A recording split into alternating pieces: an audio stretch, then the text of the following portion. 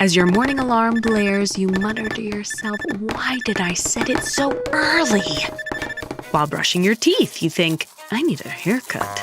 Unless, rushing out the front door, you reach for your keys and realize they're not there. Frustrated, you shout, "I can't do anything right!" just in time to notice your neighbor. Being caught talking to yourself can feel embarrassing, and some people even stigmatize this behavior as a sign of mental instability. But decades of psychology research show that talking to yourself is completely normal.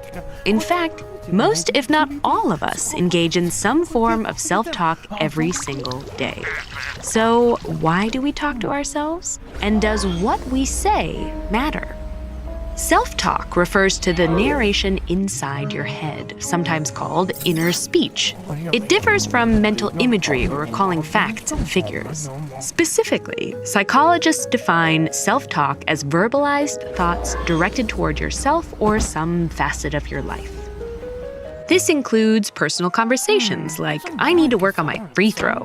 But it also includes reflections you have throughout the day, like, "The gym's crowded tonight. I'll come back tomorrow." And while most self-talk in adults tends to be silent, speaking to yourself out loud also falls into this category. In fact, psychologists believe our first experiences with self-talk are mostly vocal, as children often speak to themselves out loud as they play. In the 1930s, Russian psychologist Lev Vygotsky hypothesized that this kind of speech was actually key to development. By repeating conversations they've had with adults, children practice managing their behaviors and emotions on their own. Then, as they grow older, this outward self-talk tends to become internalized, morphing into a private inner dialogue. We know this internal self-talk is important and can help you plan, work through difficult situations, and even motivate you throughout the day. But studying self-talk can be difficult. It relies on study subjects clearly tracking a behavior that's spontaneous and often done without conscious control. For this reason, scientists are still working to answer basic questions like, why do some people self-talk more than others? What areas of the brain are activated during self-talk? And how does this activation differ from normal conversation? One thing we know for certain, however, is that what you say in these conversations can have real impacts on your attitude and performance. Engaging in self-talk that's instructional or motivational has been shown to increase focus, boost self-esteem, and help tackle everyday tasks. For example, one study of collegiate tennis players found that incorporating instructional self-talk into practice increased their concentration and accuracy. And just as chatting to a friend can help decrease stress, speaking directly to yourself may also help you regulate your emotions. Distanced self-talk is when you talk to yourself, as if in conversation with another person.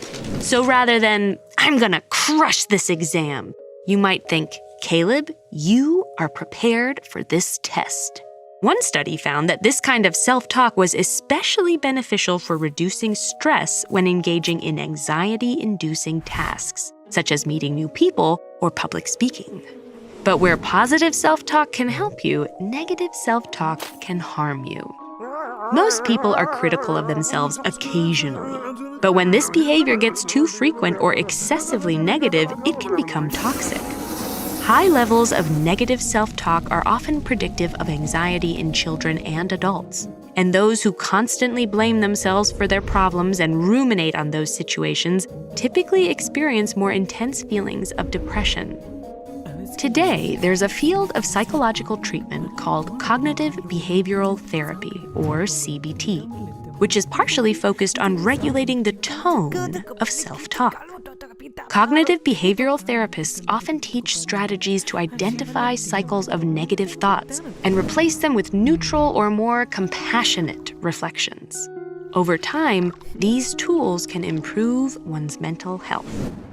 So the next time you find yourself chatting with yourself, remember to be kind. That inner voice is a partner you'll be talking to for many years to come.